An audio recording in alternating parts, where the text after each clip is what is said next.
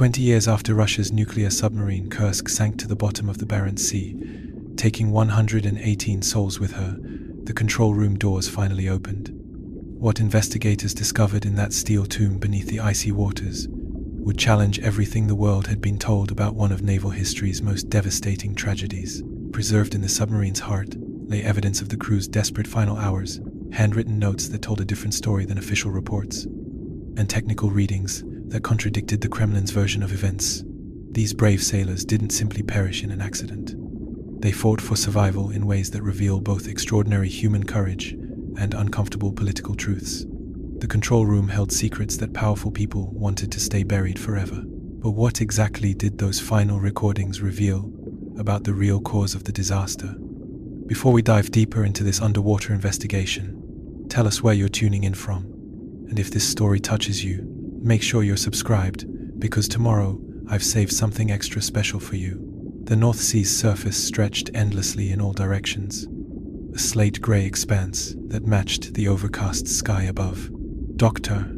Elena Volkov stood on the deck of the research vessel Times Aurora Asterisk, her weathered hands gripping the rail as she watched the diving crews make their final preparations.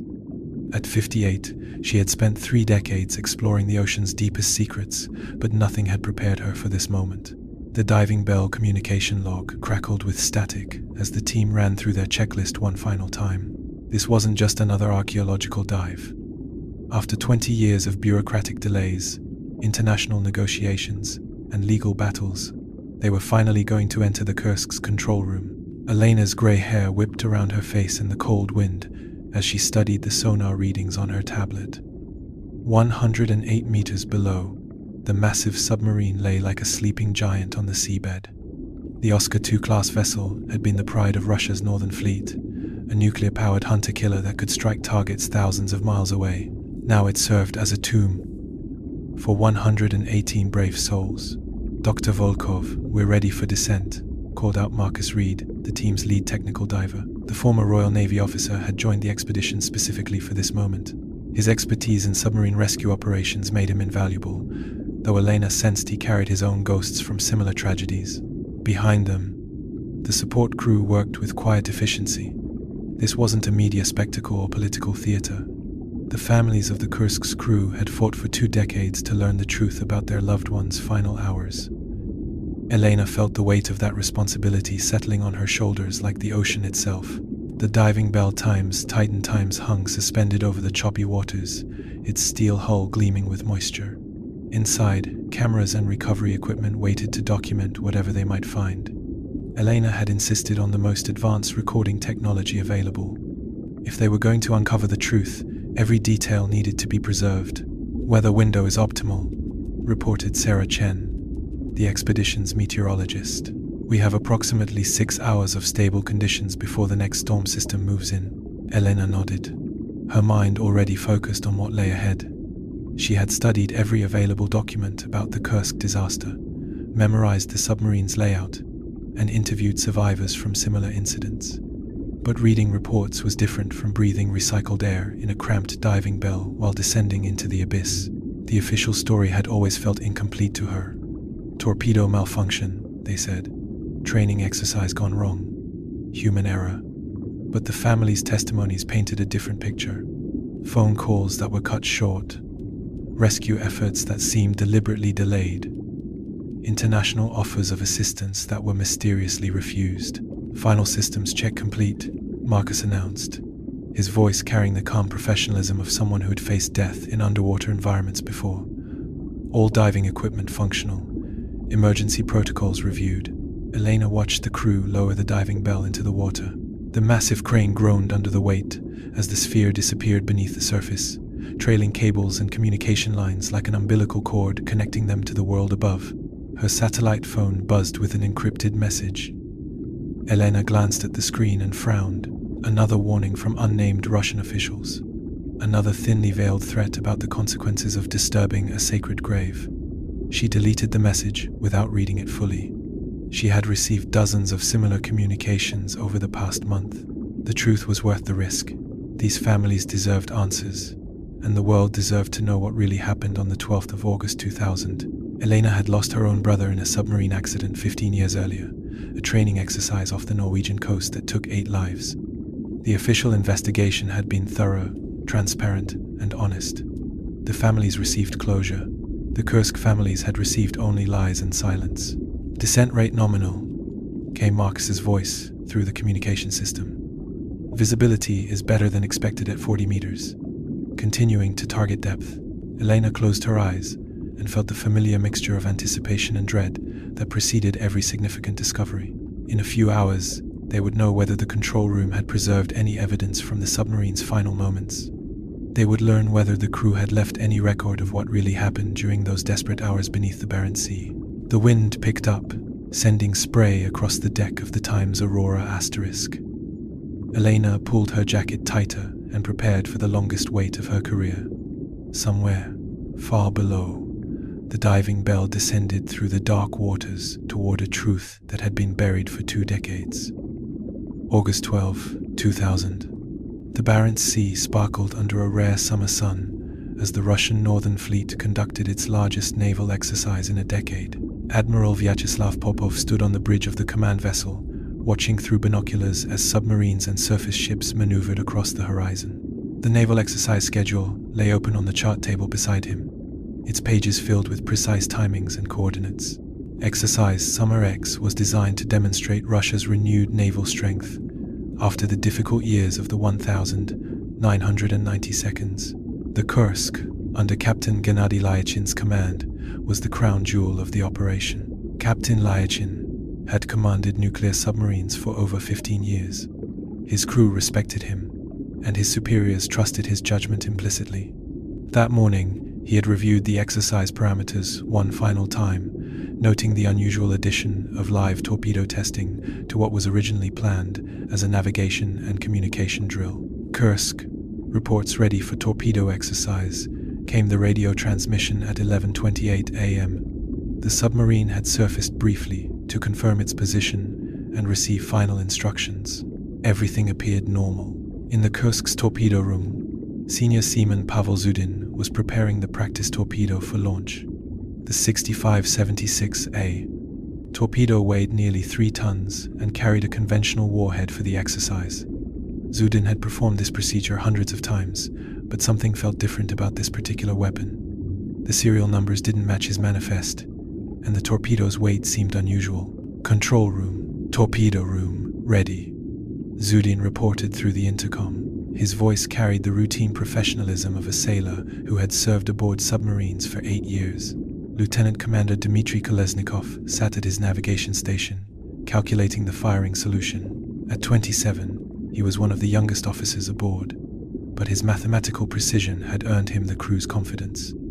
His personal notebook lay open beside him, filled with observations about the exercise's unusual parameters. The first explosion occurred at 11:29 a.m. and 42 seconds. Captain Lyachin was thrown against the periscope housing as the submarine shuddered violently. Emergency alarms screamed throughout the vessel as water began flooding the forward compartments.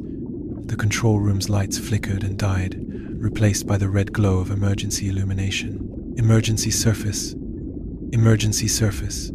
Lyachin shouted, reaching for the ballast controls. But the hydraulic systems had been damaged by the blast, and the submarine's massive bulk continued sinking toward the seabed. Above them, Admiral Popov watched through his binoculars as a column of water erupted from the sea's surface. For a moment, he thought it might be part of the exercise. Then the radio crackled with urgent transmissions. "Kursk is not responding to communication attempts," reported the fleet communications officer. Last contact was confirmation of torpedo exercise commencement. The second explosion came 2 minutes and 15 seconds later, much larger than the first. This blast registered on seismic equipment across northern Europe, its magnitude suggesting something far more devastating than a torpedo malfunction. In Moscow, President Vladimir Putin received the first reports while meeting with foreign dignitaries. The initial briefing was deliberately vague. "Minor incident during naval exercise. Situation under control." The president nodded and continued his diplomatic discussions, unaware that 118 men were fighting for their lives beneath the Barents Sea. Back aboard the Kursk, Lieutenant Commander Kolesnikov found himself trapped in the aft compartments with 22 other survivors. The forward sections were completely flooded, and the reactor had automatically shut down. In the darkness, he began writing in his notebook, documenting everything he could remember about the explosions and their aftermath. Pressure holding in compartments 8 and 9, he wrote by flashlight. Water rising slowly. Crew maintaining discipline. Captain's fate unknown. The survivors worked desperately to activate the emergency life support systems. They had chemical oxygen generators that could sustain them for days, but only if the compartment seals held. Every few minutes, someone would bang on the hull with a wrench, hoping that rescue vessels might detect the sound. Admiral Popov's rescue efforts began within hours, but they were hampered by equipment failures and coordination problems. Foreign navies offered assistance, including British and Norwegian submarine rescue vessels with advanced capabilities. These offers were politely declined by the Russian government. In the fishing village of Severodvinsk, Irina Lyachina waited by her telephone. Her husband had called that morning before the exercise began, his voice carrying the casual confidence of a routine operation. Now the phone remained silent, and the official statements on television spoke only of technical difficulties during naval maneuvers. The truth was already becoming a casualty of political considerations. High-ranking officials in Moscow had decided that accepting foreign assistance would appear as weakness. The Kursk crew would have to wait for Russian rescue efforts, no matter how long that might take. The diving bell's lights cut through the murky water as Marcus Reed guided the vessel toward the Kursk's hull. 20 years of marine growth had transformed the submarine into an artificial reef, but the basic structure remained intact. Barnacles and algae covered the steel plates like a shroud, making the massive vessel appear almost organic in the underwater gloom. Target acquired, Marcus reported through the communication system. Hull integrity appears good. No major structural damage visible from this angle. Dr. Elena Volkov's voice crackled through the speakers from the surface vessel. Proceed to the conning tower. We need to access the control room through the emergency hatch. The diving bell maneuvered carefully around the submarine's sail, its mechanical arms extending to clear away decades of marine growth.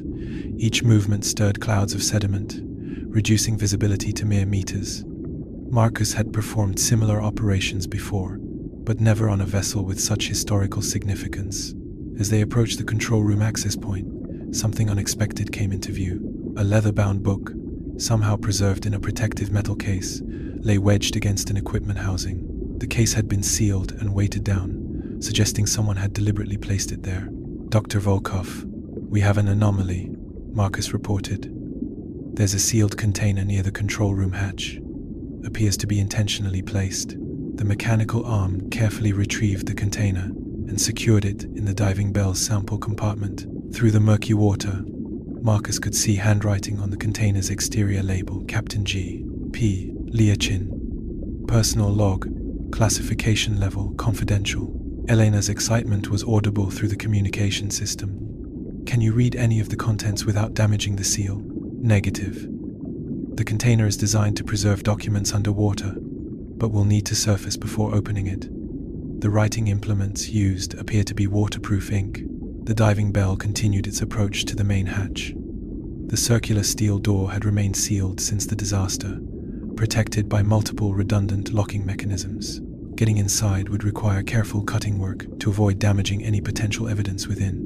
Marcus activated the thermal cutting tools, their bright flame creating an eerie underwater light show. The metal began to separate along the hatch's circumference, releasing bubbles of superheated gas that rose toward the surface like silver balloons.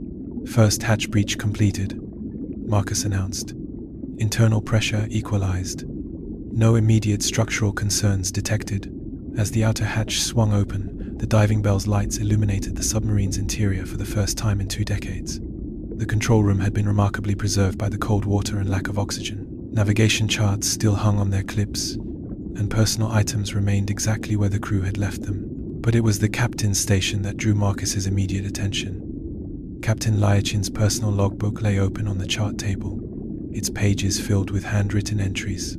The final entry was dated the 12th of August 2000, written in the hours before the disaster. Elena, you need to see this, Marcus whispered, his voice filled with awe. The captain's log is intact, The final entry describes concerns about the torpedo exercise parameters. The logbook's pages revealed Captain Lyachin's growing unease about the naval exercise. He had questioned the decision to use live torpedoes during what was originally planned as a communications drill. His superiors had assured him that all safety protocols would be followed, but the captain's notes suggested he remained troubled by last-minute changes to the exercise plan. One entry, written just hours before the explosion, was particularly revealing. Admiral Popov has modified torpedo specifications without consulting technical staff. New serial numbers do not match our inventory. Weapons officer reports unusual weight distribution. Have requested clarification from Fleet Command, but received no response. Marcus carefully documented everything with the diving bell's cameras before attempting to retrieve any physical evidence. The control room's condition was extraordinary. A time capsule that had preserved not just objects but the very atmosphere of the submarine's final day. Near the captain's station, they discovered a sealed plastic bag containing what appeared to be technical specifications for the torpedoes used in the exercise. The documents bore official stamps from the Northern Fleet Command, but also handwritten notes in the margins, questioning the weapon's origins and modifications. This changes everything. Elena's voice came through the communication system, tense with the implications. If the captain was concerned about the torpedoes before the exercise began, it suggests the disaster might not have been a simple malfunction. The diving bell's lights swept across the control room, revealing more preserved documents and personal effects. Each item told part of the story of the Kursk's final hours, but together they painted a picture far more complex than the official narrative had suggested. Marcus knew they had uncovered something significant, something that powerful people had hoped would remain buried beneath the Barents Sea forever. The emergency oxygen canister lay on its side in compartment 9, its bright red paint still visible despite 20 years underwater. Marcus Reed maneuvered the diving bell's mechanical arm to examine the device more closely, noting the unusual modifications that had been made to its standard design. "This isn't regulation equipment," Marcus reported to Dr. Elena Volkov on the surface. "Someone has jury-rigged additional capacity into this canister." The crew was preparing for a much longer survival period than official reports suggested. As the diving bell's lights swept through the aft compartments, a haunting picture emerged of the Kursk crew's final hours. 23 men had survived the initial explosions and found themselves trapped in the submarine's rear sections. The evidence of their desperate fight for survival was preserved in heartbreaking detail. Lieutenant Commander Dmitry Kolesnikov's notebook lay open on a makeshift table, its waterproof pages filled with precise calculations and observations. His handwriting remained clear and steady, even as the situation grew more desperate. The young officer had documented everything: water levels, air quality, temperature readings, and the crew's physical condition. 0, 3, 4, 7 hours. Water level rising in compartment 8. Sealed emergency hatch holding but pressure increasing. Oxygen levels at 67%. All survivors accounted for except forward sections. Read one entry. The mechanical arm carefully retrieved several personal items that told the story of men facing their mortality with remarkable dignity. Photographs of families, carefully wrapped in plastic bags. Letters written to wives and children, never to be delivered. A chess set with a game frozen mid-play, abandoned when the reality of their situation became clear. But it was the technical evidence that revealed the full scope of the crew's efforts to survive. They had systematically activated every emergency protocol, redistributed oxygen supplies, and even attempted to repair damaged communications equipment, using spare parts from throughout the submarine. A modified emergency breathing apparatus showed signs of recent use. The crew had shared oxygen masks, taking turns to preserve the limited supply. Chemical oxygen generators had been activated in a careful sequence designed to maximize their survival time. These weren't the actions of men who expected rescue within hours. Marcus discovered a collection of handwritten notes tucked inside an equipment locker. The messages were addressed to family members, but they also contained technical observations about the explosions that had crippled their vessel. "First blast came from torpedo room," wrote Seaman Pavel Zudin in his final message to his wife. "Not like training accident. Sound was wrong. Too big. Second explosion felt like collision, not internal failure.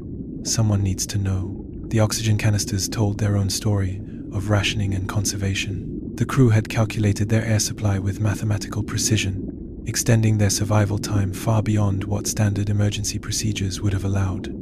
They had improvised repairs to damaged life support systems, using materials scavenged from throughout the submarine. Elena's voice came through the communication system, heavy with emotion. Are you finding evidence of the rescue attempts?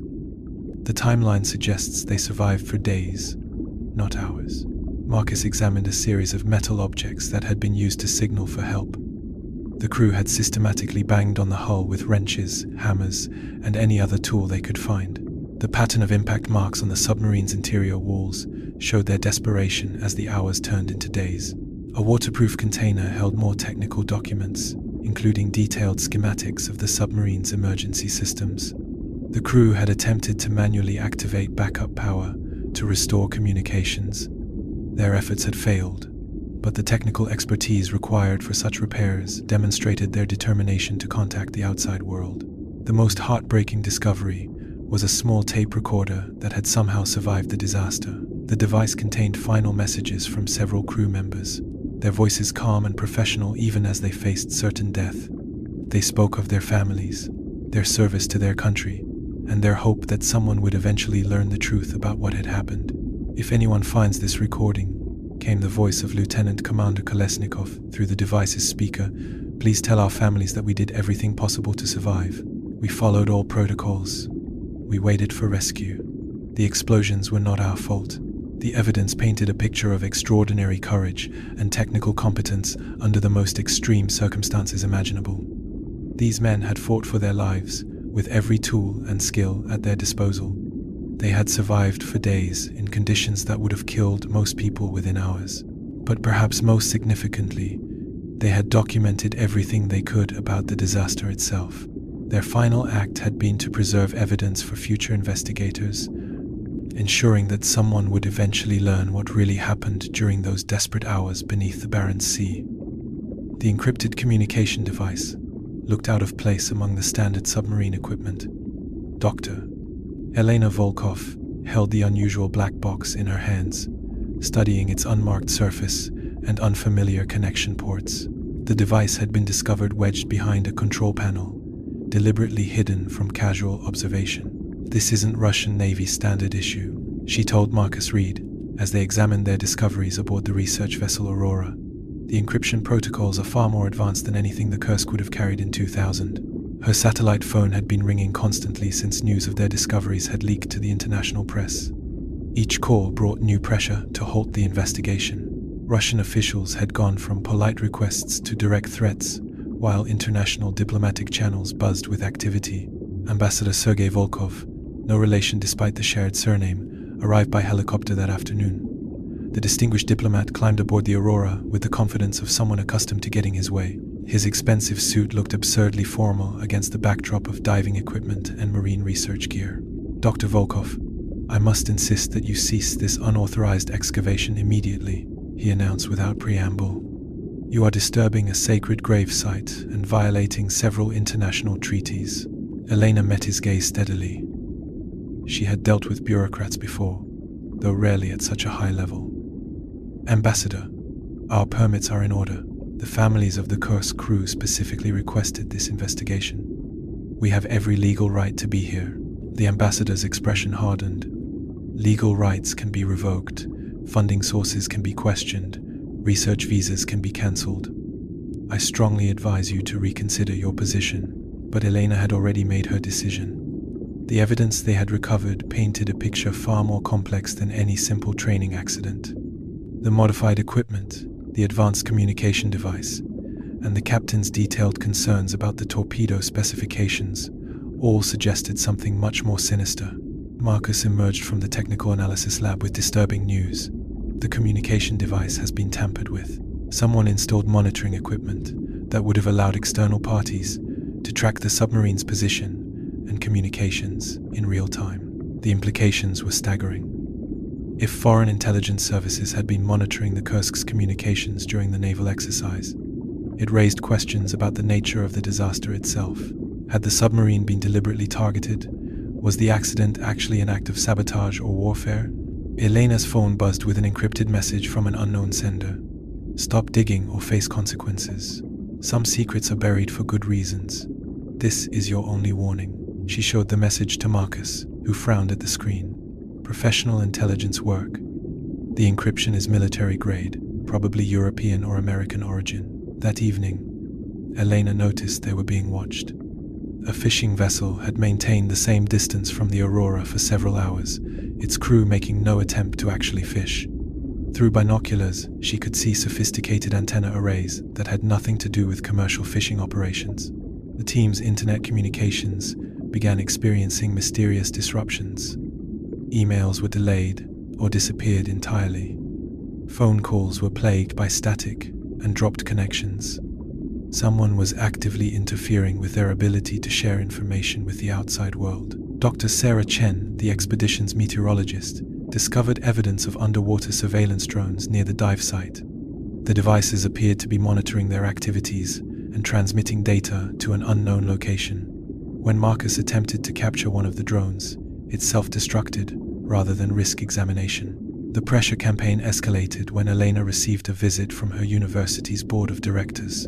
The distinguished academics had flown to the research site specifically to express their concerns about the expedition's direction. Their message was clear: continue the investigation and risk losing tenure, funding, and professional reputation. The evidence suggests this was not a simple accident. Elena told the board members during their tense meeting in the Aurora's conference room. We have a responsibility to the families and to historical truth. But the board chairman's response chilled her. Dr. Volkov, some truths are too dangerous to reveal. The Cold War may be over, but the intelligence operations continue. You are interfering with matters far beyond academic research. That night, Elena found Marcus conducting a security sweep of their equipment. The former Royal Navy officer had discovered several listening devices planted throughout the research vessel. Their conversations had been monitored, their findings recorded, and their plans transmitted to unknown recipients. We're not just dealing with Russian government pressure, Marcus warned her. This involves multiple intelligence agencies. Whatever happened to the Kursk, it threatens ongoing operations that powerful people want to keep secret. Elena stared out at the dark waters of the Barents Sea, knowing that somewhere beneath them lay evidence of a truth that nations were willing to kill to protect. The torpedo fragment analysis report lay spread across the laboratory table like pieces of a deadly puzzle. Dr. Marcus Reed studied the metallurgical data with growing concern, his experienced eye-catching details that others might miss. The fragments recovered from the Kursk's torpedo room contained materials that shouldn't have existed in standard Russian naval weapons. Elena, you need to see this immediately. Marcus called across the Aurora's makeshift laboratory. His voice carried an urgency that made her abandon her examination of the captain's logbook. The explosive residue samples told a story that contradicted everything in the official investigation reports.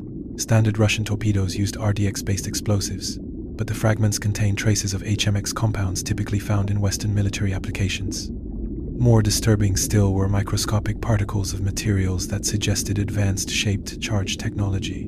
This wasn't a malfunction, Marcus explained, pointing to the chemical analysis charts. The explosive signature indicates a deliberate detonation using non-standard materials. Someone replaced the training torpedoes with live weapons containing foreign-manufactured explosives. Elena felt her stomach tighten as the implications became clear. The Kursk hadn't been lost due to Russian incompetence or equipment failure. Someone had deliberately sabotaged the naval exercise using sophisticated weapons technology. Marcus had spent 15 years as a weapons specialist with the Royal Navy before transitioning to marine archaeology.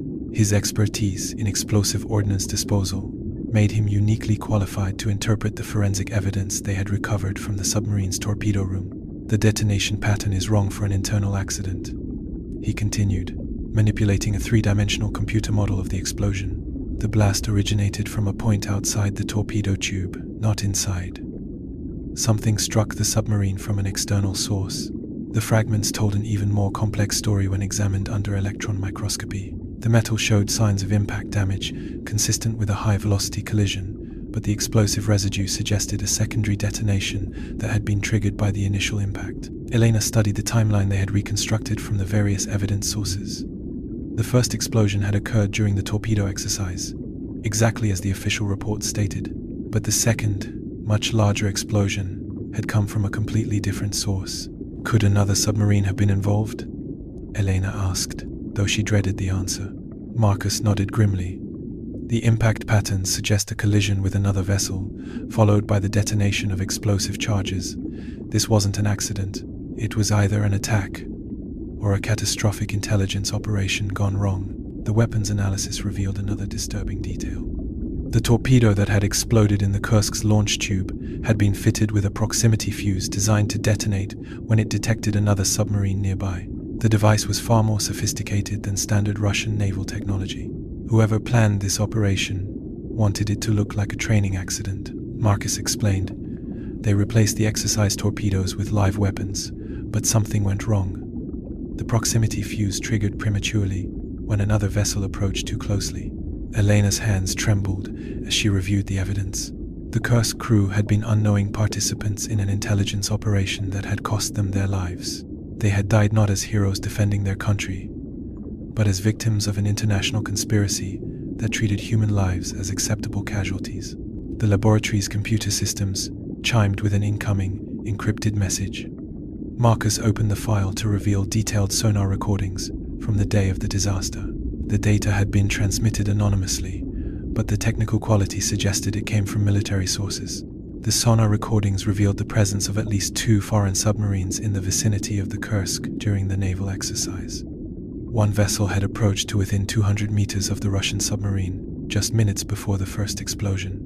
The second submarine had remained at a greater distance, apparently monitoring the situation. "This changes everything," Elena whispered, staring at the sonar data. The Kursk was deliberately targeted during what should have been a routine training exercise. Marcus highlighted specific portions of the recordings. "Look at this movement pattern." The approaching submarine was attempting to collect intelligence about the Kursk's weapons systems. They got too close to the modified torpedo, triggering the proximity fuse. The evidence painted a picture of an intelligence-gathering operation that had gone catastrophically wrong. Foreign submarines had been monitoring Russian naval exercises, attempting to collect data about new weapons technology. But someone had sabotaged the operation by replacing training torpedoes with live weapons designed to prevent exactly this kind of intelligence gathering. The question now is whether this was authorized by government agencies or whether we're dealing with rogue operators, Marcus said quietly. Either way, 118 men died to protect secrets that someone considered more valuable than human lives. The widow's letter collection filled 3 cardboard boxes in Irina Lyakina's modest apartment in Severodvinsk. 20 years of correspondence with Russian Navy officials, government bureaucrats, and international human rights organizations created a paper trail of deliberate misinformation and bureaucratic cruelty that took Dr. Elena Volkov's breath away. "They told us different stories every time," Irina explained, her weathered hands sorting through the documents with practiced efficiency. "First, it was a torpedo malfunction, then it was human error. When we pressed for details, they claimed the evidence had been destroyed or lost." Elena sat at the kitchen table where Captain Lyachin had eaten his last breakfast before departing for the naval exercise. The apartment had been preserved almost exactly as it was on the 12th of August 2000, a shrine to a husband who had never returned home. Photographs of the captain in his naval uniform lined the walls, his confident smile a painful reminder of dreams cut short. The letters revealed a systematic campaign to mislead the families about their loved one's fate. Navy officials had assured the widows that their husbands had died instantly in the first explosion, sparing them from suffering. But the evidence Elena's team had recovered from the submarine proved that 23 crew members had survived for days in the aft compartments. "Read this one," Irina said, handing Elena a letter dated 3 months after the disaster. Admiral Popov himself signed it. He swore on his honor that no rescue attempts were possible because the submarine had been completely destroyed. Elena studied the official letterhead and formal language. The admiral had lied directly to the grieving families, knowing full well that their loved ones had survived the initial explosions and waited desperately for rescue that never came. The cruelty was breathtaking in its calculated precision. The correspondence files contained even more disturbing revelations. Foreign governments had offered sophisticated rescue equipment within hours of the disaster. British and Norwegian submarine rescue vessels with advanced capabilities had been positioned to assist, But Russian officials had refused all international help. They said accepting foreign assistance would compromise national security. Irina continued, her voice bitter with 2 decades of suppressed anger. Our husbands suffocated in that submarine while rescue ships waited on the surface because of political pride. Elena discovered that the families had been systematically lied to about the compensation process as well. Official documents promised full survivor benefits and memorial honors, but the actual payments had been delayed, reduced, or denied entirely through bureaucratic manipulation. A letter from the Defense Ministry, dated 6 months after the disaster, informed the families that their loved ones' personal effects had been irretrievably lost during the submarine's recovery operation. But Elena's team had found numerous personal items perfectly preserved in the Kursk sealed compartments. The families had formed their own support network, sharing information and challenging official narratives despite government pressure to remain silent. Their informal investigation had uncovered discrepancies in official timelines, contradictions in rescue reports, and evidence that high-ranking officials had known far more about the disaster than they admitted publicly. We hired our own lawyer in 2003, explained Natasha Kolesnikova, widow of Lieutenant Commander Dmitry Kolesnikov. She had joined them for the interview, bringing her own collection of correspondence. The government fought us every step of the way. They claimed everything was classified for national security reasons. The legal battles had consumed years and drained the family's limited resources. Every document request was denied. Every court filing was challenged. Every attempt to access official records was blocked by claims of state secrecy. The families had been fighting the full power of the Russian government with nothing but their determination to learn the truth. Elena examined a particularly revealing exchange between Natasha and the Naval Prosecutor's Office. The widow had requested access to her husband's personal effects and service records, basic information that should have been provided automatically. The response was a form letter denying the request without explanation, but the families had persisted, documenting every lie and preserving every contradiction. Their amateur investigation had uncovered evidence of the foreign submarine activity that Elena's team had now confirmed through forensic analysis. The widows had known for years that their husbands' deaths involved international conspiracy. We always suspected there was more to the story, Irina admitted, pouring tea from a samovar that had belonged to her grandmother. Our husbands were experienced sailors. They wouldn't have made the kinds of mistakes described in the official reports. The emotional cost of their 20-year fight for truth was evident in every line of their faces. These women had aged decades in their pursuit of justice, sacrificing their own peace of mind to honor their husbands' memories. They had been dismissed as hysterical widows, ignored by politicians, and threatened by officials who wanted them to accept the lies and move on. "Promise me something," Irina said as Elena prepared to leave. "Promise me that when you tell this story, you'll make people understand that our husbands died as heroes, not as scapegoats for someone else's crimes." The sonar recording disc arrived at Elena's hotel room in Bergen, Norway, delivered by a courier who disappeared before she could ask any questions. The unmarked package contained no return address, but the quality of the digital files suggested they came from military-grade recording equipment. Commander Lars Andersen of the Royal Norwegian Navy had agreed to meet her in a waterfront cafe, away from official channels and curious ears. The veteran submariner had commanded rescue operations in the North Sea for over 2 decades, and his weathered face carried the weight of too many underwater tragedies.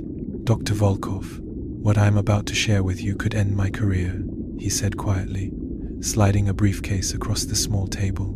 "But those Russian sailors deserve better than the lies they've been buried under." The sonar recordings from HMS Splendid and KNM Ured revealed a complex underwater ballet that had played out beneath the Barents Sea on the 12th of August 2000. NATO submarines had been conducting their own surveillance operation during the Russian naval exercise, monitoring communications and weapons tests from what they considered a safe distance. "We were tracking the Kursk's torpedo exercise," Andersen explained, pointing to the technical readouts. "Standard intelligence gathering. Both British and Norwegian vessels were maintaining surveillance positions approximately 5 nautical miles from the exercise area. But the recordings showed something unexpected. A third submarine, identity unknown, had approached much closer to the Kursk than any NATO vessel would have dared. The unidentified submarine's acoustic signature didn't match any known Russian, British, or Norwegian vessel in the database. "This contact here," Andersen tapped the sonar display, approached to within 200 meters of the Kursk during the torpedo exercise. That's insanely close for intelligence gathering. Either they were extremely reckless, or they had a different mission entirely. The timing was crucial. The unknown submarine had positioned itself directly in the path of the Kursk's torpedo test, almost as if it wanted to intercept the weapon. The sonar recordings captured the moment when the Russian torpedo's proximity fuse detected the foreign vessel and detonated prematurely. Elena studied the acoustic analysis charts. Could this submarine have been trying to steal the torpedo? That's what we suspected at the time, Anderson confirmed. Advanced torpedo technology was extremely valuable intelligence. The recordings revealed the chaotic aftermath of the first explosion. The unknown submarine had immediately changed course and fled the area at maximum speed, but its rapid departure had triggered a collision with the damaged Kursk, causing the massive second explosion that sealed the Russian crew's fate. The foreign submarine was trying to escape after the torpedo interception went wrong, Anderson continued. In their panic, to avoid detection, they struck the already damaged Kursk. The impact detonated the submarine's remaining torpedoes, creating the massive blast that the world attributed to Russian incompetence. The Norwegian officer had kept copies of these recordings for 20 years, waiting for the right moment to reveal the truth. His government had classified the information to avoid an international incident, but Anderson's conscience had never been able to accept the cover-up. 118 men died because of an intelligence operation that should never have been authorized, he said bitterly. The foreign submarine's crew escaped unharmed, and their government has spent 2 decades letting Russia take the blame for what was essentially an act of underwater piracy. The sonar data included detailed analysis of the unknown submarine's acoustic signature. The vessel used advanced sound dampening technology that suggested either German or American construction. Its engine characteristics matched the profile of a state-of-the-art intelligence-gathering submarine designed for covert operations. Elena realized the implications were staggering. A NATO ally had been conducting unauthorized intelligence gathering that resulted in the deaths of Russian sailors. The incident could have triggered a major international crisis if the truth had been revealed immediately after the disaster. "Why are you telling me this now?" Elena asked. Anderson's expression was grave. "Because the same submarine has been spotted again. Our intelligence services are tracking a vessel with identical acoustic characteristics operating near Russian naval facilities. They're planning another interception operation." The recorded conversations between NATO command centers revealed the cover-up decision being made in real time. High-ranking officials had agreed within hours to classify all evidence of foreign submarine involvement, leaving Russia to investigate what appeared to be an internal disaster. The families deserve to know their loved ones didn't die because of Russian negligence, Anderson concluded. They died because foreign intelligence agencies treated human lives as acceptable casualties in their covert operations. Elena carefully secured the recordings in her briefcase, knowing she now possessed evidence that could reshape international understanding of submarine warfare and intelligence gathering. But she also knew that revealing this truth would put her team in even greater danger from agencies that had already killed to protect their secrets. The Admiral's classified orders lay in a sealed vault beneath the Russian Navy headquarters in Severomorsk. Their contents so sensitive that only 3 people had ever read them completely. Admiral Vyacheslav Popov's personal safe had been opened for the first time since his death 5 years earlier, revealing documents that would transform understanding of the Kursk disaster. Dr. Elena Volkov sat in the sterile conference room, flanked by Russian naval attorneys and intelligence officials who watched her every movement. Access to these files had required months of legal battles and international pressure, but the family's persistent demands for truth had finally forced the government's hand. The first document was Admiral Popov's handwritten briefing notes from the 10th of August, 2000, 2 days before the disaster. His cramped script revealed details about Exercise Summer X that had never appeared in any official report. The naval exercise had been designed as cover for testing new torpedo technology, specifically weapons designed to counter foreign intelligence-gathering submarines. Operation Silent Thunder, Elena read aloud, her voice echoing in the quiet room. Objective: field test proximity-fused anti-submarine torpedoes during scheduled naval exercise. Cover story: routine training exercise with conventional weapons. The Admiral's notes revealed that the Kursk had been deliberately equipped with experimental weapons designed to detonate when they detected approaching foreign submarines. The proximity fuses were intended to prevent intelligence theft by destroying any vessel that came too close during weapons testing. But Admiral Popov had documented serious concerns about the experimental torpedoes' reliability. The weapons had failed safety tests at the Severodvinsk naval facility, exploding prematurely during 3 separate trials. Despite these failures, pressure from Moscow had forced the admiral to proceed with the live testing. Weapons safety officer reports continued malfunctions in proximity fuse systems. Read another entry. Recommend postponing field trials until technical issues resolved. Defense Ministry insists on proceeding with August exercise schedule. Elena realized she was reading the paper trail of a decision that had doomed the Kursk crew. High-ranking officials had knowingly deployed unsafe weapons during a live exercise, prioritizing political timelines over sailor safety. The admiral's personal notes revealed his growing desperation as he tried to balance orders from Moscow with his responsibility to his men. The classified orders contained even more disturbing information. The exercise had been planned specifically to provoke foreign intelligence gathering. Russian officials had deliberately leaked information about new weapons testing to NATO sources, knowing that enemy submarines would attempt to monitor the exercise. We have confirmed intelligence that British and Norwegian submarines will attempt surveillance during SummerX, Admiral Popov had written. Defense Ministry wants to demonstrate new anti-submarine capabilities by destroying foreign vessels caught in our territorial waters. The operation was essentially a trap, with the Kursk serving as bait to lure foreign submarines into range of the experimental weapons. The crew had been told they were conducting routine training, while their commanders planned to use them as unwitting participants in an underwater ambush. But the plan had catastrophically backfired when the experimental torpedoes malfunctioned. Instead of destroying foreign submarines, attempting intelligence gathering, the weapons had exploded inside the Kursk itself, killing the very sailors they were supposed to protect. Elena discovered that Admiral Popov had tried to abort the operation when he learned of the foreign submarine's proximity to the exercise area. His final orders, transmitted at 11:15 a.m. on August 12, instructed the Kursk to suspend torpedo testing and return to base immediately. But the message had arrived too late. The personal correspondence between Admiral Popov and Defense Minister Igor Sergeyev revealed the political pressure that had driven the disastrous decision. Moscow wanted a dramatic demonstration of Russian naval power following the military budget cuts of the 1,990 seconds. They needed a victory that would justify increased submarine spending and restore confidence in the fleet. The admiral knew it was a suicide mission, Elena whispered, reading the final entries in Popov's personal journal. He tried to save his men, but the political machinery had already been set in motion. The classified files contained transcripts of communications between Russian Naval Command and the Kursk during the disaster. Far from the official narrative of communication failures, the records showed that Admiral Popov had maintained contact with the submarine for nearly 3 hours after the first explosion. Captain Lyachin's final transmissions, deleted from all public records, revealed his growing understanding that his crew had been sacrificed for a political demonstration. "Admiral, we were not informed about proximity-fused weapons," his last message read. "My men deserve to know the real mission parameters." Elena closed the files, knowing she now possessed evidence of deliberate negligence at the highest levels of the Russian government. The Kursk crew had died not as heroes defending their country, but as victims of their own leaders' reckless ambition. The USB drive contained encrypted files that would have remained hidden forever if Dr. Sarah Chen hadn't noticed the unusual pattern in the expedition's communication logs.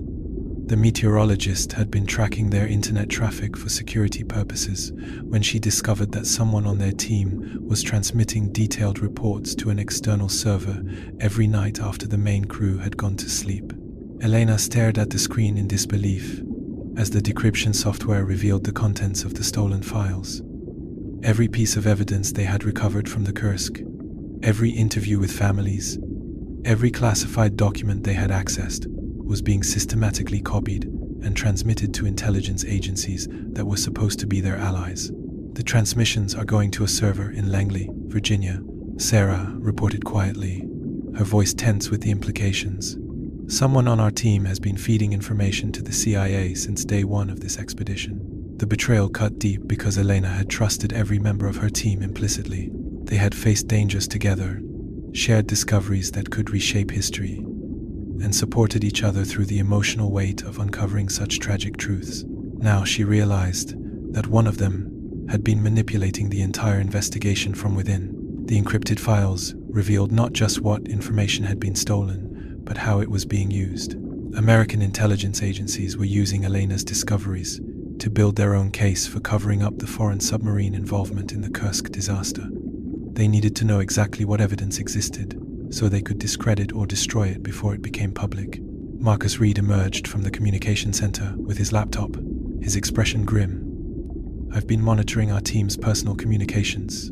The leak is coming from someone with administrative access to all our systems." Elena's mind raced through the possibilities. Only 3 people had complete access to their files: herself, Marcus, and Dr. David Morrison, the expedition's technical coordinator. Morrison had joined the team at the last minute, recommended by colleagues at the Norwegian Institute of Marine Research. "Where is Morrison now?" Elena asked, though she suspected she already knew the answer. "He left the ship 2 hours ago," Marcus replied. "Said he needed to coordinate equipment deliveries in Bergen, but I checked with the supply company. They aren't expecting him." The USB drive contained Morrison's complete mission briefing, written in the clinical language of intelligence operations. His assignment was to monitor the investigation, identify potential security risks, and prevent the release of information that could damage ongoing intelligence operations in the Arctic region. But the most disturbing revelation was that Morrison's handlers had authorized him to sabotage the expedition if Elena's team got too close to the truth. The files contained detailed plans for equipment failures, communication disruptions, and even arrangements for accidental diving incidents that could eliminate key personnel. "They've been planning to kill us," Sarah whispered, reading over Elena's shoulder. "Morrison has been reporting our progress and waiting for orders to eliminate the threat we represent." Elena realized that their investigation had been compromised from the beginning. Every discovery they had made, every piece of evidence they had recovered, had been immediately reported to the same intelligence agencies that were responsible for the Kursk disaster. They had been unknowingly providing their enemies with a roadmap for covering up their crimes. The encrypted communications revealed that Morrison wasn't working alone. A network of intelligence operatives had been monitoring similar investigations around the world, ensuring that evidence of foreign submarine activities remained hidden from public scrutiny. The Kursk disaster was just one incident in a larger pattern of underwater intelligence operations that routinely resulted in civilian casualties. Marcus began a systematic sweep of their equipment, looking for the surveillance devices that Morrison had undoubtedly planted throughout their systems. Within minutes, he had discovered sophisticated listening devices hidden in their computers, communication equipment, and even personal belongings. "He's been recording everything," Marcus reported, holding up a device no larger than a coin. "Every conversation, every private discussion, every moment when we thought we were alone." Elena felt violated by the realization that their most intimate conversations about the investigation had been monitored and analyzed by intelligence professionals. Morrison had gained their trust while systematically betraying everything they stood for. The USB drive contained one final, terrifying revelation. Morrison's handlers had learned about Elena's planned meeting with the Norwegian commander, and were already moving to neutralize Commander Anderson before he could provide additional evidence. The sonar recordings that had revealed the truth about foreign submarine involvement were considered a critical security threat. "We have to warn Anderson," Elena said, reaching for her satellite phone. But the communication system was dead, its screens dark and unresponsive. "Morrison sabotaged our communications before he left," Marcus realized. "We're completely cut off from the outside world." Elena stared out at the dark waters of the Barents Sea, knowing that somewhere in the distance, intelligence operatives were moving to silence everyone who knew the truth about the Kursk disaster. Their investigation had uncovered evidence that powerful people were willing to kill to protect, and now they were trapped on a research vessel with no way to call for help. The submarine's black box recorder lay secured in a titanium casing deep within the Kursk's reactor compartment, its location known only through technical schematics that had been classified for 20 years. Elena knew this final piece of evidence would contain the complete audio record of the disaster, including conversations between crew members during their final hours. "We have maybe 6 hours before the storm system hits," Marcus warned. studying the weather reports on his tablet. After that, diving conditions will be impossible for at least a week. The Aurora's engines thrummed with urgency as Captain Eriksson pushed the research vessel toward the dive site at maximum speed. Without their communication systems, they couldn't call for support or warn anyone about Morrison's betrayal. Their only option was to retrieve the black box and escape with the evidence before intelligence operatives could stop them. Elena watched the diving preparations with growing anxiety. They were rushing procedures that normally required careful planning and multiple safety checks.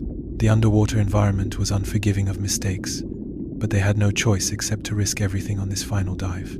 The reactor compartment is the most dangerous section of the submarine, Marcus explained as he suited up in the diving equipment. 20 years of radiation exposure, plus structural damage from the explosions. If anything goes wrong down there, we won't have time for rescue operations. The diving bell descended through increasingly rough seas as the approaching storm sent swells rolling across the surface. Elena monitored the descent from the Aurora's control room, watching the depth gauges climb toward the Kursk's final resting place on the seabed.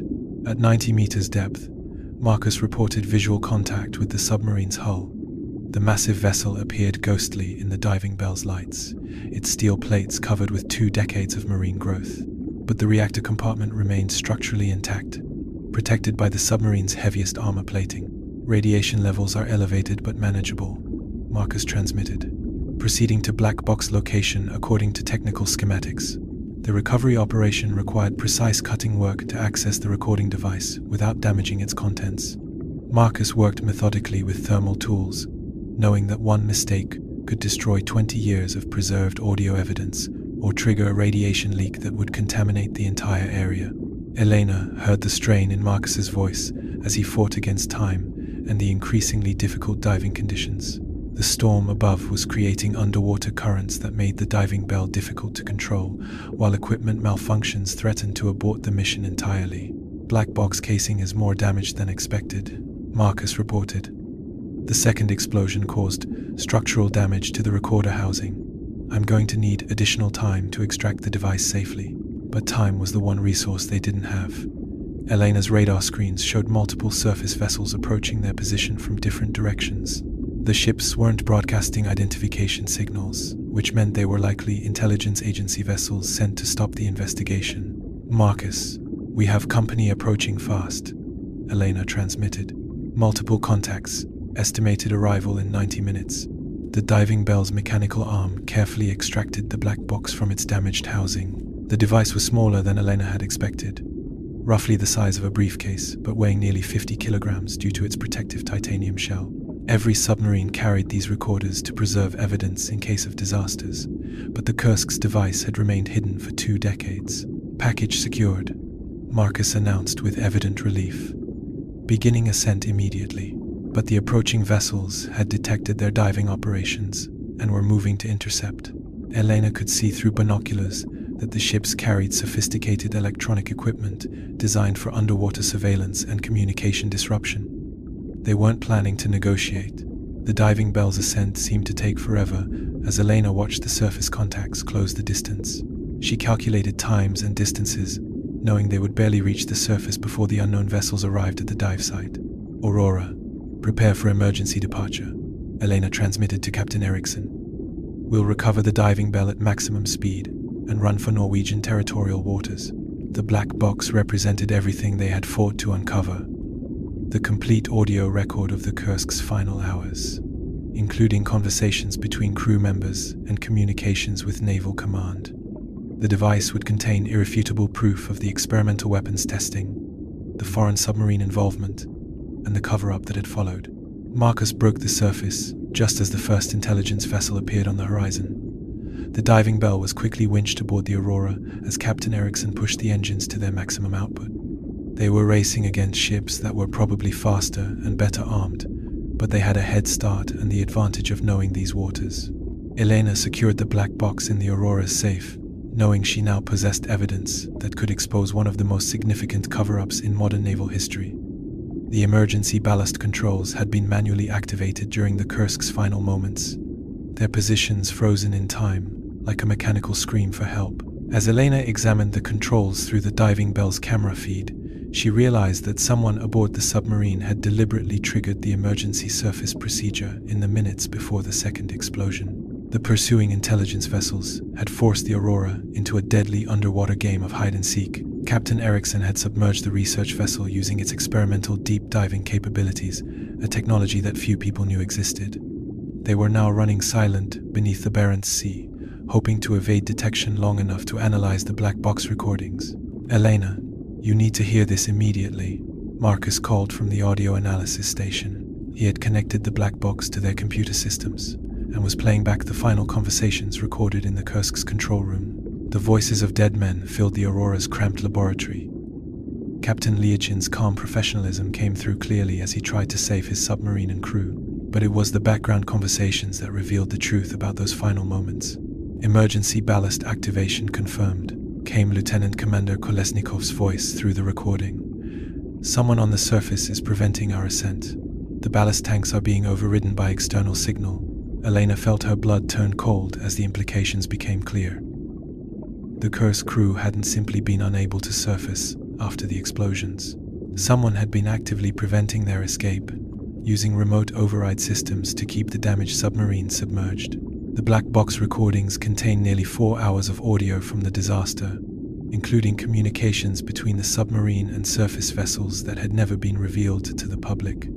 Foreign submarines had maintained contact with the Kursk throughout the crisis, coordinating their escape while ensuring that the Russian crew couldn't surface to tell their story. "Listen to this section," Marcus said, advancing the recording to a conversation between Captain Liachin and an unidentified voice speaking English with an American accent. "Kursk Control, this is Recovery 1. Your vessel has suffered critical damage during our intelligence operation. We cannot permit your surfacing until our assets have cleared the operational area." Captain Liachin's response was filled with controlled fury. "Recovery 1, I have 118 men aboard this vessel. We require immediate emergency surface protocol." "Negative. Kursk Control, operational security takes priority. Maintain current depth until further notice." Elena realized she was listening to evidence of deliberate murder. The foreign intelligence operatives had known exactly how long the Kursk's emergency life support systems could sustain the crew, and they had calculated that keeping the submarine submerged would eliminate all witnesses to their botched operation. The ballast control evidence proved that the Kursk could have surfaced immediately after the first explosion. The submarine's emergency systems were functioning properly, but remote override signals had prevented the ballast tanks from expelling water. The crew had been trapped deliberately, while their air supply slowly diminished. But the intelligence operatives had made a critical mistake. The emergency ballast controls included manual backup systems that couldn't be overridden remotely. Captain Liachin had discovered this capability and was preparing to activate the manual systems when the second explosion destroyed the submarine's structural integrity. The captain was trying to surface manually when the foreign submarine collided with them, Marcus explained, pointing to technical readouts from the black box. The collision wasn't accidental. They rammed the Kursk to prevent it from reaching the surface.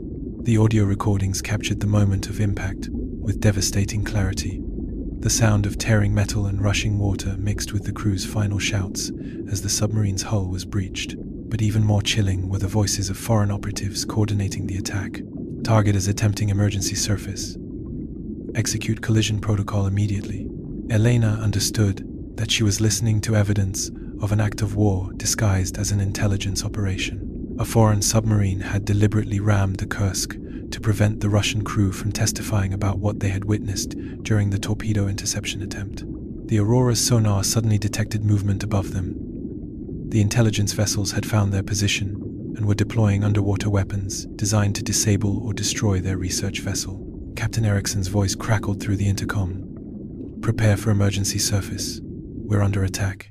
Elena secured the black box as the Aurora's hull shuddered under the impact of sonic charges designed to damage their engines and communication systems. The intelligence operatives were trying to disable them without causing an obvious explosion that would attract international attention. "They're going to ram us, just like they did the Kursk," Marcus warned, watching the sonar displays as an unidentified submarine approached their position. "We need to surface and transmit this evidence before they can stop us." Elena realized that the same people who had murdered 118 Russian sailors were now trying to kill her team to protect their secrets. The truth about the Kursk disaster was worth more than human lives to intelligence agencies that operated without oversight or accountability. The complete mission recording contained 4 hours and 17 minutes of audio that would rewrite the history of submarine warfare and international intelligence operations. As Elena played the files through encrypted speakers in the secure conference room at the International Criminal Court in The Hague, diplomats and prosecutors listened in stunned silence to the voices of men who had been murdered to protect state secrets. "This is Captain Gennady Lyachin of the Russian Federation submarine Kursk," came the familiar voice through the speakers. "I am making this emergency recording to document what I believe to be an act of war against my vessel and crew." The captain's words were measured and professional, even as explosions echoed in the background and emergency alarms wailed throughout the submarine. He had activated the black box's extended recording mode when he realized his crew was being deliberately prevented from surfacing after the torpedo incident. At approximately 11:29 hours, our torpedo exercise was interrupted by an explosion that appeared to originate from an external source. Foreign submarines in the immediate vicinity began transmitting override codes to our ballast control systems, preventing emergency surface procedures. Elena watched the faces of the international prosecutors as they absorbed the implications of the captain's testimony. This wasn't simply evidence of an accident or intelligence operation gone wrong. It was documented proof of an international conspiracy to commit mass murder. The recording continued with conversations between Captain Lyachin and his senior officers as they tried to understand what was happening to their submarine. The crew's professionalism under extreme circumstances was heartbreaking, but their technical observations provided irrefutable evidence of foreign involvement in the disaster. "Sir, the ballast overrides are coming from submarine USS Memphis," reported the Kursk's sonar operator. "American Los Angeles-class attack submarine, bearing 270, range approximately 800 meters. Elena paused the recording to allow the prosecutors to absorb this revelation. An American nuclear submarine had been actively preventing the Kursk from surfacing, condemning 118 Russian sailors to death to protect an intelligence operation that had already failed catastrophically. The Memphis was conducting unauthorized intelligence gathering in Russian territorial waters. Elena explained to the assembled legal team. When their operation triggered the torpedo explosion, they decided that eliminating witnesses was preferable to facing international consequences. The recording revealed that Captain Lyachin had attempted to negotiate with the American submarine commander, offering to maintain operational silence about the intelligence gathering in exchange for permission to surface and save his crew. The American response had been swift and brutal. "Kursk, you will maintain current depth and silence until our operational assets have cleared the area. Any attempt to surface or communicate with Fleet Command will result in the termination of your vessel." Elena could see prosecutors taking detailed notes as they listened to evidence of premeditated murder involving senior officers from allied nations. The political implications were staggering, but the legal evidence was unambiguous. The final section of the recording captured the moment when USS Memphis deliberately rammed the Kursk to prevent the submarine from reaching the surface. Captain Lyachin's last words were a message to his family and a condemnation of the intelligence agencies that had betrayed their own supposed allies. "To my wife Irina and my children, know that we served with honor until the end. To those who caused this tragedy, history will judge your crimes even if human courts do not." The chief prosecutor leaned forward as the recording ended. "Dr. Volkov, this evidence suggests that American intelligence agencies committed acts of war against Russian military personnel during peacetime. The implications for international law are unprecedented." Elena nodded grimly. The cover-up involved multiple governments, including Norway and Britain, who possessed sonar evidence of American involvement, but chose to remain silent to protect NATO alliance relationships. She presented additional evidence that had been recovered from the Kursk, including technical specifications for the modified torpedoes that had been designed to prevent exactly this kind of intelligence theft. The Russian government had known about foreign submarine surveillance and had attempted to protect their weapons technology through deadly force. Both sides were willing to kill to protect their secrets. Elena continued. The Russians deployed experimental weapons designed to destroy foreign submarines, while the Americans eliminated witnesses when their intelligence operation failed. The prosecutors reviewed transcripts of communications between American intelligence agencies and Naval Command during the hours following the disaster.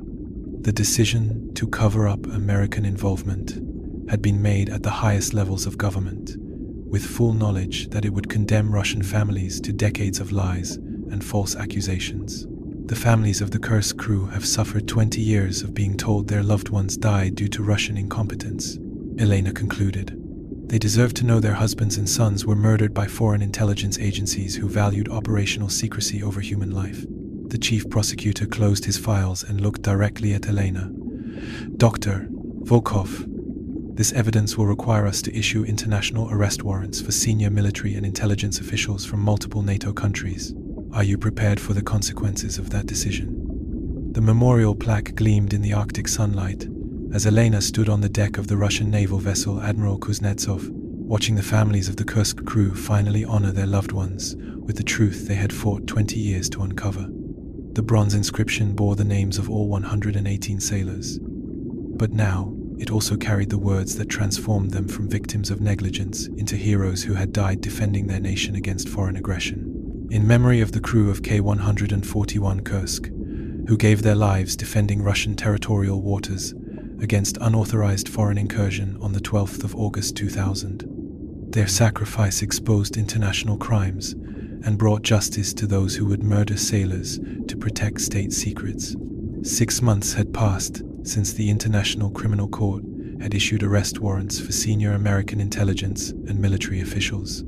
The political earthquakes continued to reshape international relationships, but Elena found her greatest satisfaction in the quiet dignity of the families who had never stopped believing in their loved ones' innocence. Irina Lyachina approached the memorial with flowers, her steps steady despite the years of grief that had aged her far beyond her chronological years. The captain's widow had become the unofficial spokesperson for all the families, her quiet strength inspiring others to continue their fight for truth even when governments and institutions failed them.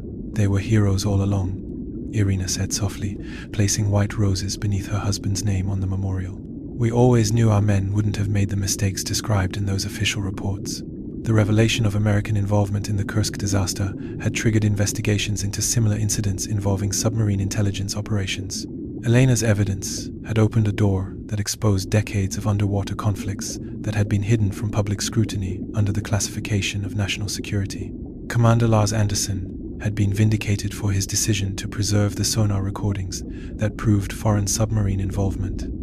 His testimony before international tribunals had revealed the extent of NATO intelligence operations in Arctic waters, operations that routinely put civilian and military personnel at risk for the sake of technological advantage.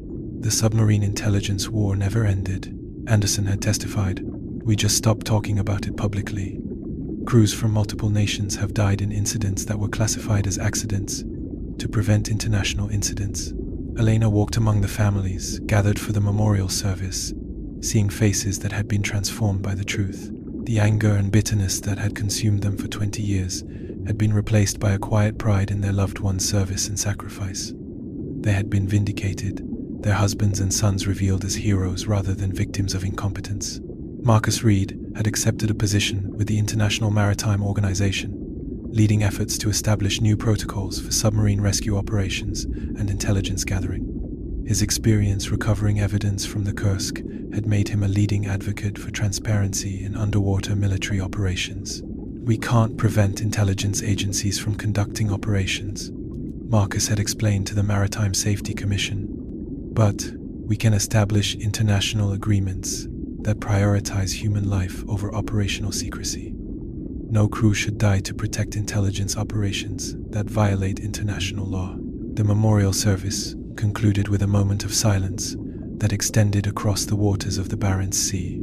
Elena closed her eyes and thought about the voices she had heard in the black box recordings, sailors facing death with dignity while their killers calculated the political costs of letting them live. Dr. Sarah Chen had returned to her meteorological research, but she continued to provide technical support for investigations into other suspicious maritime incidents. Her expertise in detecting communication anomalies had proven invaluable in uncovering evidence of intelligence agency involvement in accidents that had previously been attributed to human error or mechanical failure. The families began to disperse as the memorial service ended, but many lingered to share stories about their loved ones with Elena and her team. These weren't tales of victims, but celebrations of sailors who had served with honor and died defending their nation against foreign aggression. Elena remained at the memorial as the sun set over the Barents Sea, thinking about the long journey from the first dive to the Kursk's control room to this moment of recognition and remembrance. The truth had been more complex and more disturbing than anyone had imagined, but it had finally freed the families from 20 years of false guilt and misdirected anger. The bronze plaque would weather many Arctic storms, but the truth it represented would endure far longer. Future generations would know that the Kursk crew had died as heroes, not as victims of their own negligence. Their sacrifice had exposed crimes that might otherwise have remained hidden forever, ensuring that intelligence agencies could no longer murder sailors with impunity. Elena walked slowly back toward the ship's interior, carrying with her the satisfaction of a promise kept to families who had never stopped believing in their loved ones' honor. The crew family photos lay carefully arranged on the kitchen table in Irina Lyachina's apartment, each one recovered from the Kursk's sealed compartments and preserved by the cold Arctic waters for 20 years. Elena watched as the captain's widow touched each photograph with trembling fingers, seeing her husband's face among his crewmates for the first time since the disaster. This one was taken just days before the exercise, Irina whispered, holding up a photo of Captain Lyachin with his senior officers. Look how confident they appear. They had no idea they were being sent into a trap. The personal items recovered from the submarine had been carefully restored by forensic specialists before being returned to the families. Wedding rings, letters, photographs, and small mementos had survived the disaster, preserving intimate connections between the lost sailors and the loved ones they left behind. Natasha Kolesnikova sat beside Irina, examining a photograph of her husband, Lieutenant Commander Dmitry Kolesnikov, at his navigation station. The young officer's mathematical precision and dedication to duty were evident even in this casual snapshot taken by a fellow crew member. He wrote about this day in his personal journal, Natasha said, pointing to notations visible on the charts behind her husband. He was concerned about the unusual mission parameters, but followed orders like the good sailor he was. Elena had spent weeks coordinating the return of personal effects to 23 families, each reunion as emotionally powerful as this one. The recovered items provided closure that had been denied for 2 decades, physical proof that their loved ones' final moments had been preserved and honored. The forensic restoration process had revealed additional evidence about the crew's final hours. Personal letters found in waterproof containers showed that several sailors had suspected something unusual about the naval exercise. Their concerns had been documented in private correspondence that was never meant to be seen by naval authorities. Read this one, Irina said, handing Elena a letter that Captain Lyachin had written to his wife but never sent. He knew something was wrong with the exercise planning. The letter, dated the 10th of August 2000, revealed the captain's growing unease about the modified torpedoes and the presence of foreign submarines in the exercise area. He had written about his concerns to his wife, perhaps hoping that documenting his worries would provide some protection for his crew if something went wrong. My dearest Irina, the Admiralty has made changes to our exercise that trouble me greatly. We are being asked to test weapons that have failed safety inspections, while foreign submarines are known to be operating in our exercise area. I fear we are being used as bait in a political demonstration that could cost my men their lives. Elena realized that Captain Lyachin had understood exactly what was happening, but had been powerless to protect his crew from the political machinations of his superiors. His final letter to his wife was both a love note and a warning about the forces that were manipulating their mission. The photograph collection included images from throughout the submarine's final voyage, showing the crew going about their duties with the professionalism that had made them the pride of the Northern Fleet. These weren't the faces of men who would make careless mistakes with dangerous weapons. They were experienced sailors who had been betrayed by their own government and murdered by foreign intelligence agencies. The burial ceremonies had been delayed for months, while international tribunals decided how to handle the political implications of the crew's deaths. But eventually, the families had been allowed to conduct proper military funerals for their loved ones, complete with full honors and recognition of their true service to their nation. Elena attended each funeral, watching as communities that had been told their local heroes died due to incompetence learned the truth about their sacrifice. The transformation in public perception was profound, with shame and embarrassment replaced by pride and anger at the international conspiracy that had claimed their sons and husbands. The government compensation process had been restructured following the revelation of the true circumstances of the disaster. Families received not just financial restitution, but official acknowledgement that their loved ones had died defending Russian territorial waters against foreign aggression. "They're finally at peace," Irina said, looking at the photographs spread across her table. "And so are we. 20 years of wondering what really happened. 20 years of being told our husbands were incompetent. Now we know they were heroes who died protecting their country." Elena helped arrange the photographs in the memorial album that each family had been provided. These images would be preserved for future generations, ensuring that the children and grandchildren of the Kursk crew would grow up knowing the truth about their fathers' and grandfathers' service. The healing process would take time, but Elena could see that it had already begun. The families were no longer consumed by anger and frustration. They had their answers, their dignity, and their pride in loved ones who had served with honor until their final moments beneath the Barents Sea. The International Maritime Safety Treaty bore the signatures of 47 nations, each one committing to new protocols that would prevent future submarine crews from suffering the same fate as the Kursk sailors. Elena stood in the Assembly Hall of the United Nations as delegates from around the world formally adopted the agreement that had emerged from her investigation into the Arctic disaster. Article 7 of this treaty establishes that no intelligence operation may prevent emergency rescue procedures for military or civilian vessels in distress, announced the Secretary General as he read the key provisions.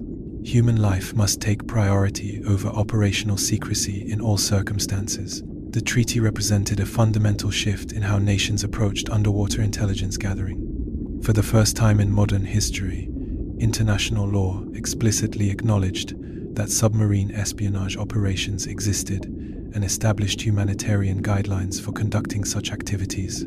Ambassador Chen Wei of China had been instrumental in drafting the rescue protocols that would prevent crews from being trapped underwater while intelligence agencies calculated political costs. Her own navy had experienced similar incidents with foreign submarines, though none had resulted in casualties as severe as the Kursk disaster. The Kursk investigation revealed that submarine intelligence operations have been claiming lives for decades. Ambassador Chen explained to the assembled delegates, "This treaty ensures that future crews will not be sacrificed to protect state secrets." Elena watched from the observer gallery as nations that had previously denied conducting underwater espionage formally acknowledged their submarine intelligence programs and committed to humanitarian oversight. The transparency was unprecedented, forcing intelligence agencies to operate under international scrutiny for the first time.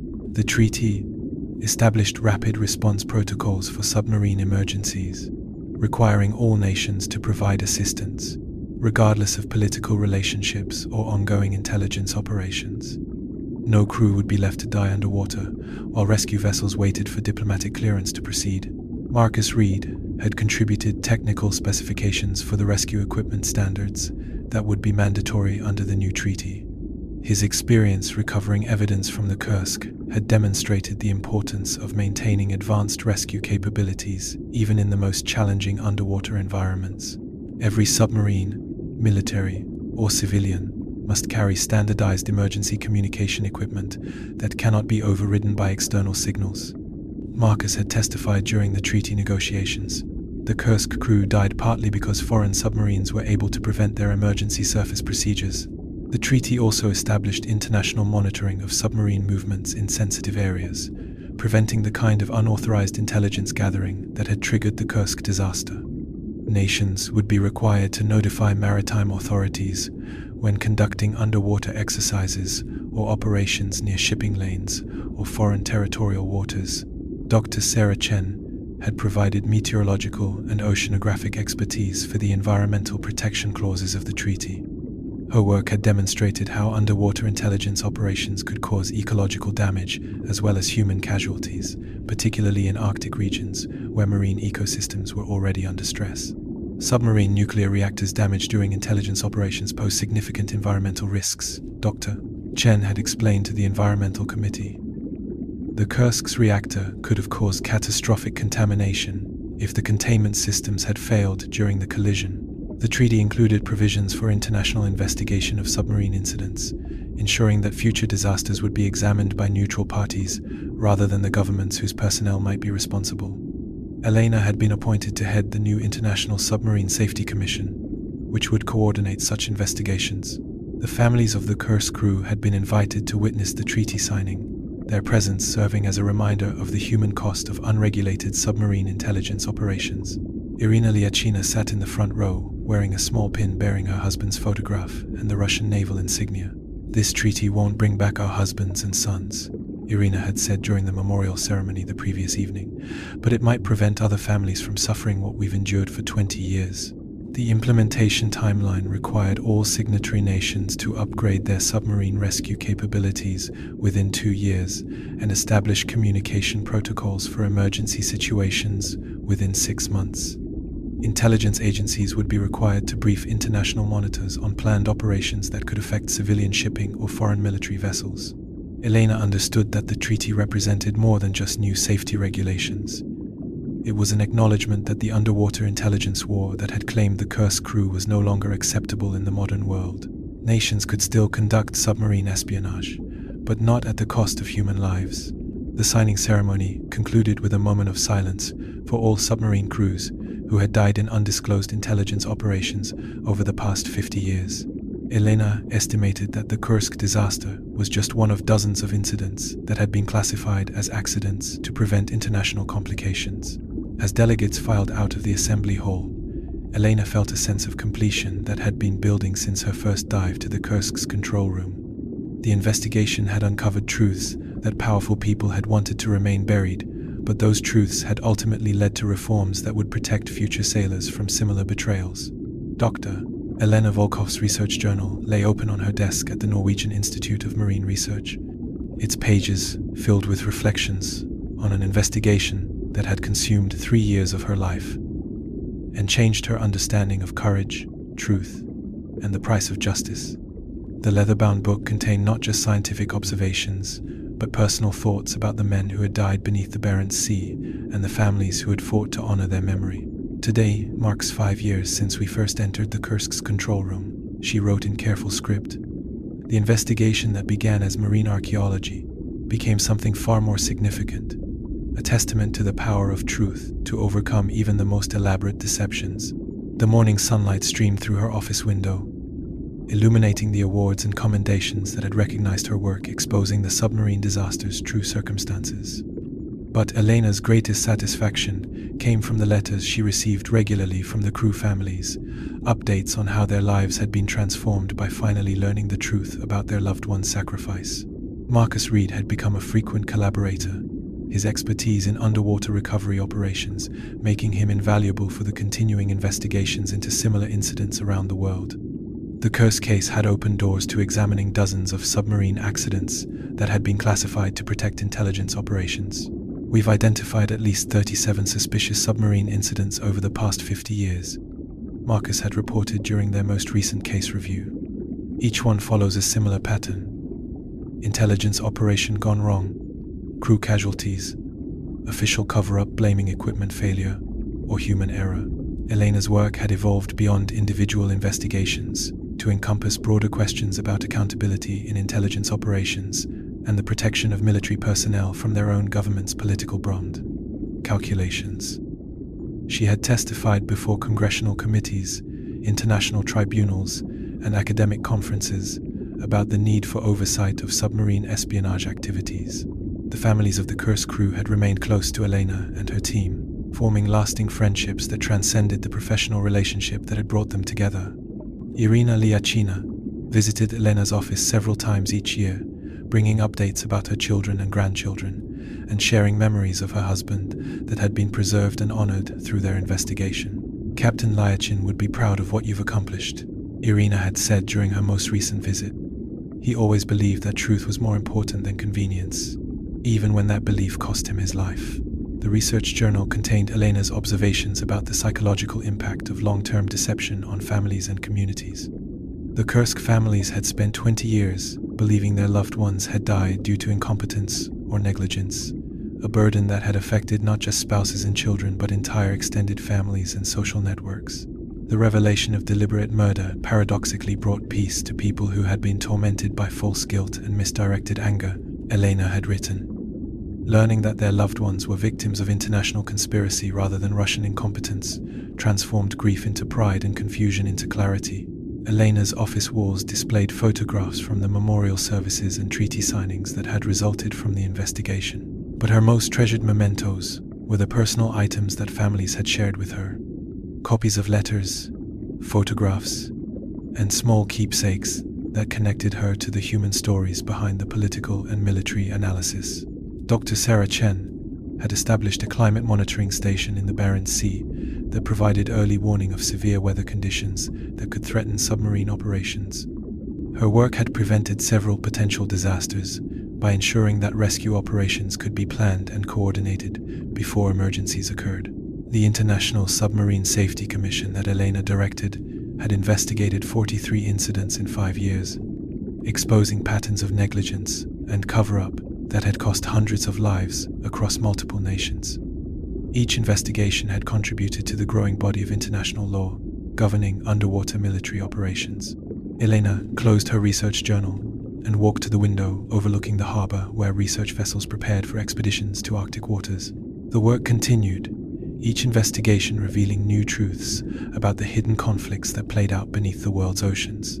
The memory of Captain Lyachin's voice from the black box recordings remained vivid in Elena's mind. His calm professionalism in the face of betrayal and death had exemplified the courage that she tried to bring to her own work. Truth-telling required its own form of bravery, particularly when that truth challenged powerful institutions and long-established narratives. Elena picked up her phone to call Irina Lyachina, continuing a tradition of monthly conversations that had sustained both women through the years following the investigation. These calls had become more than professional courtesy. They were reminders that human connections forged in the pursuit of truth could endure long after the public attention had moved on to other stories.